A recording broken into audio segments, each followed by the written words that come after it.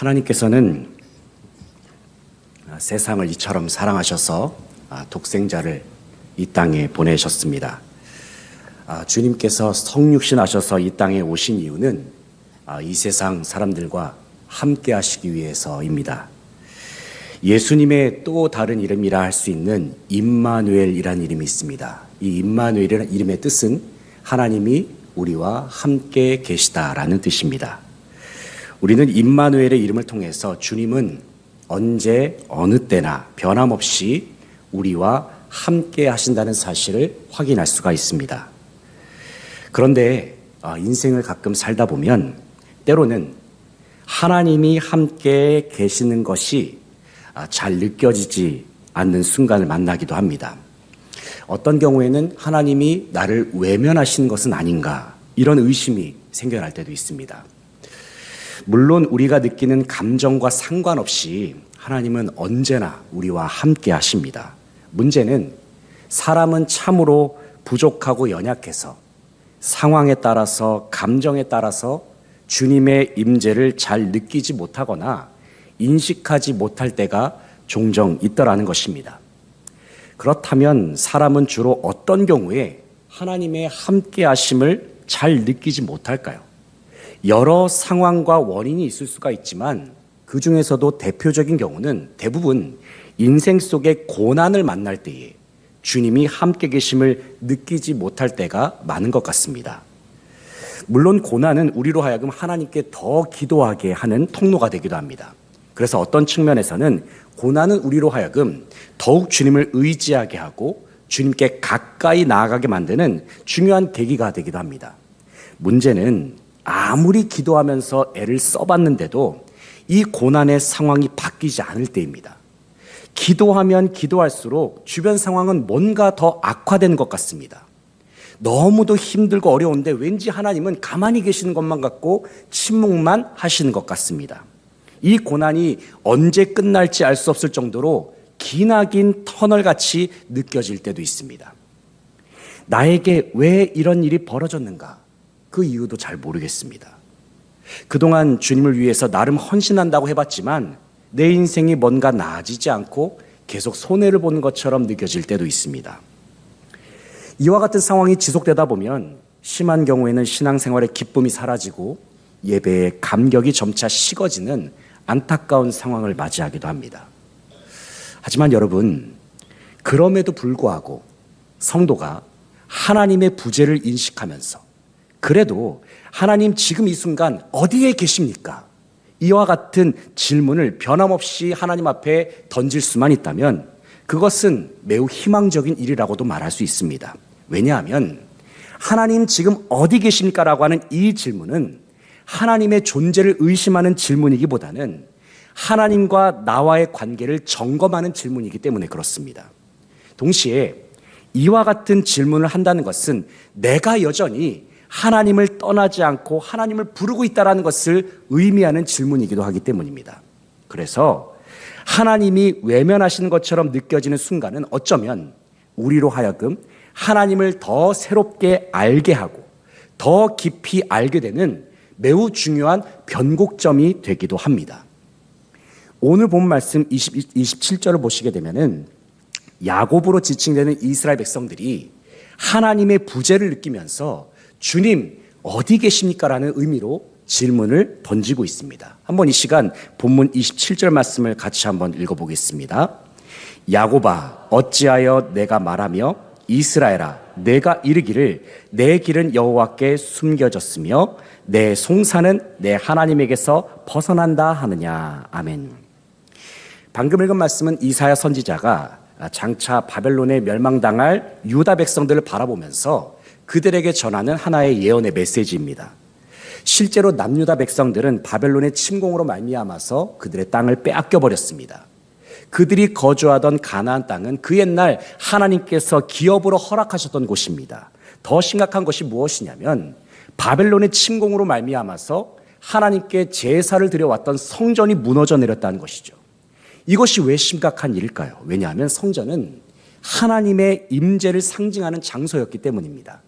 그렇기 때문에 당시 성전이 파괴되었다는 것은 마치 하나님과 이스라엘의 관계가 끊어진 것과도 같은 아주 상징적인 사건이었습니다. 바로 이와 같은 상황 속에서 이스라엘 백성들의 입에서는 여러 가지 불만 섞인 말들이 나오기 시작합니다. 27절의 하반절 말씀 보시게 되면 그들의 불만 섞인 말이 이렇게 표현되고 있어요. 내 길은 여호와께 숨겨졌으며 내 송사는 내 하나님에게서 벗어났다. 이런 말을 지금 하고 있거든요. 여러분, 이 말씀이 의미하는 바가 무엇일까요? 이 말은 단순히 저는 이제 더 이상 하나님을 안 믿겠습니다 라고 선언하는 어떤 항변하는 반항 섞인 표현일까요?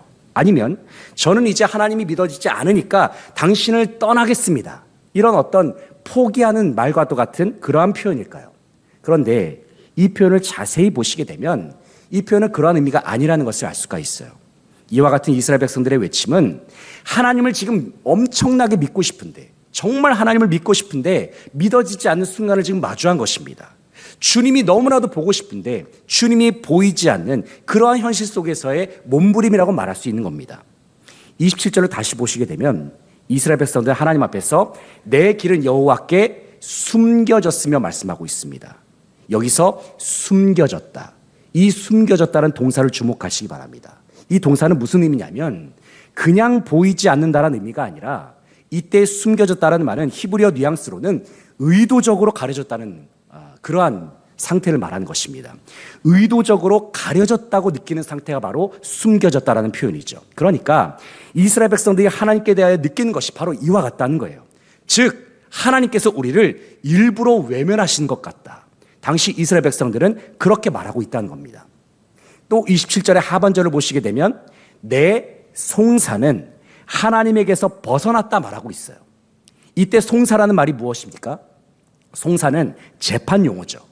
송사는 법정에서 다뤄지는 정당한 권리나 판결의 문제를 의미하는 표현입니다. 그런데 이와 같은 송사가 내 하나님에게서 벗어났다, 이스라엘 백성들이 말하는 겁니다. 그러니까 이스라엘 백성들은 지금 참된 재판장이신 하나님께서 우리의 억울한 이 문제를 법정에서 지금 안 다뤄주고 계십니다. 하나님이 내 판결에, 내 송사에 관심이 없으십니다. 이러한 의미로서 하나님 앞에 호소를 하고 있는 것입니다. 분명 하나님은 주님과 언약 맺은 백성을 결단코 포기하지 않으신다 말씀하셨죠. 하나님께서는 자기 백성, 언약 백성과 언제나 함께 하신다고 늘 말씀해 오셨습니다. 그런데 삶의 현실을 보게 되면 주님은 내 고통에 아무런 관심이 없는 것 같이 느껴집니다. 내 억울한 문제를 해결해 주실 생각조차 안 하신 것 같습니다. 여러분, 우리의 삶은 어떻습니까? 풀리지 않는 인생의 문제가 있습니까? 그 어디에도 하소연할 수 없는 억울한 상황이 있습니까? 그래서 그동안 하나님의 말씀을 간절한 마음으로 붙들었잖아요, 우리는. 그 어느 때보다도 간절히 기도해 봤잖아요. 그런데 그렇게 기도해 봤는데 하나님은 여전히 내 기도를 외면하신 것 같고 내 인생의 문제는 여전히 그대로 있다고 한다면 그때 우리는 어떠한 마음을 경험해 보셨습니까? 도대체 하나님은 지금 어디에 계시는 건가? 하나님은 내가 이렇게 고난 중에 있는데 나에게 관심이 있기는 한 걸까? 이런 의심과 회의감을 느끼지 않아 보셨습니까? 그런데 이어지는 28절을 보시게 되면 이와 같은 깊은 의심의 구름 속에 있었던 이스라엘 백성들을 향하여서 하나님께서는 매우 중요한 질문을 한 가지를 던지고 계십니다. 그것이 무엇이냐면 바로 28절에 나오는 질문입니다. 하나님께서 뭐라고 말씀하십니까? 너는 알지 못하였느냐? 너는 듣지 못하였느냐라는 질문입니다. 이 질문에는 매우 중요한 동사 두 가지가 나오고 있어요. 하나는 알다라는 의미의 히브리어 야다라는 동사이고 또 하나는 듣다라는 의미의 히브리어 샤마라는 동사입니다.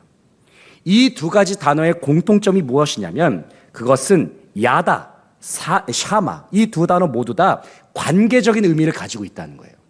관계적인 의미를 가진 동사라는 사실입니다. 그러니까 하나님께서는 이스라엘에게 너는 알지 못하였느냐, 너는 듣지 못하였느냐라고 말씀하셨다는 것은 내가 너랑 어떤 관계인지 너는 잊어버렸느냐, 그동안 내가 너와 어떻게 동행했었는지 너는 정말 잊어버렸느냐, 하나님께서는 이와 같은 의미로 질문을 하시는 겁니다. 여기서 우리는 이스라엘을 향한 하나님의 질문 속에서 주님께서 정말로 중요하게 여기시는 것이 무엇인가를 확인할 수가 있습니다. 그것은 다름 아닌 하나님과 자기 백성과의 관계입니다. 그냥 관계가 아니라 그것도 매우 친밀한 관계를 주님께서는 자기 백성에게 원하고 계신다는 사실입니다. 그렇기 때문에 오늘 본문에서도 하나님께서는 주님이 멀게만 느껴지는 이스라엘 백성과 관계 회복을 시도하고 계십니다. 하나님께서는 다시금 이스라엘이 주님을 알기를 원하고 계시고 주님의 음성을 듣기를 원하고 계십니다. 그러면서 하나님께서는 자기 백성 이스라엘에게 다가가셔서 주님 자신이 어떤 분이신지를 친히 계시하여 주십니다. 28절의 중간 부분을 보시게 되면 하나님이 어떤 분이라고 표현하고 있습니까? 우리 하나님은 영원하신 하나님 여호와, 영원하신 하나님 여호와라고 표현하고 있습니다. 여기서 영원하다라는 말은 그냥 시간이 한이 없다라는 의미가 아닙니다. 본문에서 말하는 영원이라는 말은 시간의 제약을 받지 않는 속성, 역사의 흐름에 의해서 소모되지 않는 속성을 말합니다. 여러분, 세상은 어떻습니까? 시간이 흐르면 세상은 다 후퇴하게 되어 있습니다. 사람은 어떻습니까? 시간이 지나면 다 늙습니다. 저도 한 10년 전 사진을 보니까 지금 제 얼굴이랑 조금 차이가 있더라고요. 그래서 벌써 이 시간이 이렇게 흘렀구나라는 것을 느끼게 되는 것 같습니다. 음식은 어떻습니까? 음식도 마찬가지로 시간이 지나면 상하게 되어 있어요. 오늘 저희 전도사님 한 분이 유통기한이 지난 라면을 먹어봤는데 라면이 참 맛이 좀 상했다라는 표현을 했던 것이 기억이 나는데, 음식도 마찬가지로 시간이 지나면 상하게 되어 있죠. 세상 모든 만물도 시간이 지나면 낡아져서 언젠가는 종말을 맞이하게 됩니다. 그러나 하나님께서는 그 어떤 시간의 흐름이나 역사의 흐름에 전혀 영향을 받지 않는 존재이시다, 주님께서는 친히 말씀하신 겁니다. 그래서 28절 하반절의 선언은 매우 중요한 말씀이죠. 우리 하나님이 어떤 분이십니까? 피곤하지 않으시며 곤비하지 않으시며 말씀하고 있습니다. 무슨 말씀입니까? 사람은 지쳐 쓰러질 수 있어도 우리 하나님께서는 단 한 번도 지쳐 쓰러진 적이 없으시다는 말씀입니다. 그러면서 하나님께서는 자기 백성에게 분명하게 말씀하십니다. 먼저는 우리가 믿는 하나님이 어떤 분이신지 분명하게 알아야 하고 분명하게 들어야 한다 말씀하십니다. 사랑하는 성도 여러분, 저와 여러분의 아버지가 되시고 저와 여러분을 사랑하신 하나님께서는 온 세상 천지 만물을 창조하신 전능자가 되시고 영원하신 존재가 되십니다. 여러분, 이 사실을 믿으십니까? 5분밖에 안 믿으신 것 같은데 정말로 하나님께서는 전능자가 되시고 영원하신 존재가 되십니다. 이 사실을 믿으십니까? 우리 아버지 하나님이 전능하시고 영원하시다는 사실을 다시금 알게 될 때에 그때부터 우리의 삶은 진정한 회복의 길로 나아갈 수 있습니다. 무엇보다도 우리 하나님은 지치고 쓰러져 있는 자기 백성을 결단코 외면하지 않으신다 말씀하세요. 오히려 하나님께서는 무너진 삶의 자리에 있는 주님의 백성들에게 하나님의 능력을 나누어 주시고 공급하여 주시기를 원하신다 말씀하십니다. 한번 이 시간 본문 29절 말씀, 30절 말씀을 같이 한번 읽어보겠습니다. 피곤한 자에게는 능력을 주시며 무능한 자에게는 힘을 더하시나니 소년이라도 피곤하며 곤비하며 장정이라도 넘어지며 쓰러지되. 아멘. 자, 29절 말씀 보시게 되면 피곤한 자에게는 능력을 주시며 무능한 자에게는 힘을 더하시나니 말씀합니다. 여기서 말하는 능력이라고 하는 것은 실제적인 행동을 가능하게 하는 하나님께서 주시는 생명력을 말하는 것입니다. 또 하나님께서 더해주시는 힘이라고 하는 것은 더 이상 무너지지 않게 붙들어주는 내적인 단단함, 내적인 견고함을 가리키는 말입니다. 그런데 이와 같은 힘과 능력을 누가 주시겠다고 말씀하고 있습니까? 바로 영원하신 하나님께서 주님의 힘과 주님의 능력을 우리에게 나누어 주시겠다 말씀하십니다. 여러분, 우리는 하나님께서 나눠주시는 힘과 능력이 없으면 온전히 설 수 없는 존재들입니다. 왜냐하면 인간은 너무나도 약해요. 인간은 너무나도 연약한 존재이기 때문이죠. 30절에서 뭐라고 말씀합니까? 소년이라도 피곤하며 곤비하며 장정이라도 넘어지며 쓰러지되 말씀하고 있어요. 여기서 소년, 장정이 나오는데 이들은 당시 히브리 문화에서는 가장 활기찬 체력 그리고 가능성을 가진 가장 강인한 인간의 모습을 상징하는 그러한 대상들이 소년, 장정입니다. 그런데 그와 같은 소년과 장정도 결국에는 무너질 수밖에 없다는 것입니다. 왜 그렇습니까? 다시 한번 반복해서 말씀드리지만 인간은 연약하기 때문입니다.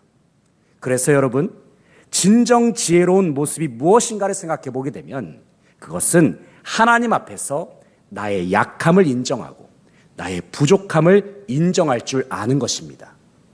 인생이 힘들고 어려울 때에 나 혼자서 해결해 보려 하고 어떻게든 이 힘든 상황을 나 혼자서 버티려고 한다면 바로 거기서부터 문제가 발생할 수 있다는 겁니다. 우리는 모든 인생의 문제나 선택의 순간에 늘 하나님만을 의지할 수 있어야 합니다. 가장 중요한 것은 약하면 약할수록 우리는 더욱 주님을 의지해야 합니다. 왜냐하면 우리 하나님께서는 피곤하고 무능한 삶의 자리에 주님을 바라보고 의지하는 자들에게 주님의 능력을 넘치도록 공급하여 주시는 분이시기 때문입니다. 오늘 본 말씀의 마지막 절을 보시게 되면 간절한 마음으로 하나님을 바라보고 의지하는 자들에게 주님께서 새 힘을 주시겠다 말씀하셨습니다. 이 시간 31절 말씀을 같이 한번 읽어보겠습니다. 오직 여호와를 앙망하는 자는 새 힘을 얻으리니 독수리가 날개치며 올라감 같을 것이요 다른 박질하여도 곤비하지 아니하겠고 걸어가도 피곤하지 아니하리로다. 아멘. 31절의 상반절을 보시게 되면 오직 여호와를 앙망하는 자는 새 힘을 얻으리니 말씀하고 있습니다. 여기서 앙망이라는 단어는 쉽게 말하면 하나님을 바라보면서 기다리는 믿음의 자세를 말하는 것이죠. 그런데 이 앙망이란 단어가 히브리어 단어로는 카와라는 말로 표현이 되는데 이 뜻을 생각해 보면 참 재밌습니다. 여기서 카와라는 말은 여러 가닥의 실을 꼬아서 실을 팽팽하게 당긴다라는 의미가 있습니다. 이 같은 점을 생각해 본다면 하나님을 앙망한다는 것이 의미하는 바가 무엇입니까? 그냥 편안한 마음으로, 그냥 느슨한 마음으로 하나님을 바라보는 것이 아니죠. 줄을 꼬아서 실을 팽팽하게 당기는 것처럼 하나님을 기다리는 것이 바로 앙망인 것입니다. 다시 말해서 내 인생의 줄을 하나님께 묶어버리고 그 줄이 풀리지 않도록 팽팽하게 붙들면서 주님을 기다리는 것이 바로 앙망이라는 말입니다. 바로 그렇게 하나님을 앙망하는 자들에게 주님께서는 새 힘을 주시고 독수리가 날개치며 올라감과 같을 것이다. 주님께서는 말씀하여 주십니다. 왜 하나님께서는 수많은 동물들 중에서 독수리를 말씀하셨을까요? 그 이유를 곰곰이 생각해 보게 되면 독수리가 나는 방식은 다른 새들과는 조금 차이가 있기 때문입니다. 보통 이 참새나 까치 같은 이 작은 새들은 이 날 때에 날갯짓을 막 많이 합니다. 하지만 독수리가 날아가는 방식은 일반 새들과는 다르죠. 독수리가 막 날개치면서 올라가는 거 보셨습니까? 아마도 보신 분들은 안 계실 거라 생각이 됩니다. 독수리는 작은 새들처럼 그렇게 날개짓을 많이 하지 않아요. 특별히 독수리는 상승 기류를 이용해서 하늘을 날아간다고 합니다. 그러니까 독수리는 자기 힘으로 날아오르기보다는 보이지 않는 기류를 감지하면서 거기에 자신의 몸을 맡기는 방식으로 매우 높은 고도까지 날아간다는 것입니다. 결국 독수리가 높이 올라가는 것은 자기 힘으로 올라가는 것이 아니에요. 보이지 않는 바람의 힘을 받아서 높이 올라가는 존재가 바로 독수리인 것입니다. 그래서 독수리는 오래 날아도 높이 날아도 지치지 않으면서 오래오래 더 높이 날아갈 수 있다는 것입니다. 이런 의미에서 성경에서 독수리라는 존재는 단순히 힘이 강한 새라고 말할 수가 없는 것입니다. 왜냐하면 독수리는 상승 기류와 같은 보이지 않는 바람이 없이는 그렇게 높이 날아갈 수가 없기 때문입니다. 사랑하는 성도 여러분, 어떤 면에서 본다면 우리 인생 속에 다가오는 여러 시험과 고난은 마치 거센 바람과도 같습니다.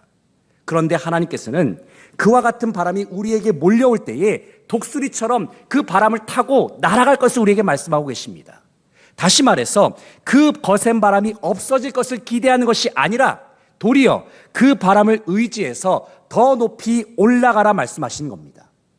오직 여호와를 앙망하는 가운데 독수리처럼 날개짓을 하는 법을 온몸으로 우리가 체득하게 된다면 그때부터 우리의 삶 속에는 31절의 하반절의 말씀처럼 다른 박질하여도 곤비하지 아니하겠고 걸어가도 피곤하지 아니하는 은혜가 우리 모두에게 임할 줄로 믿습니다.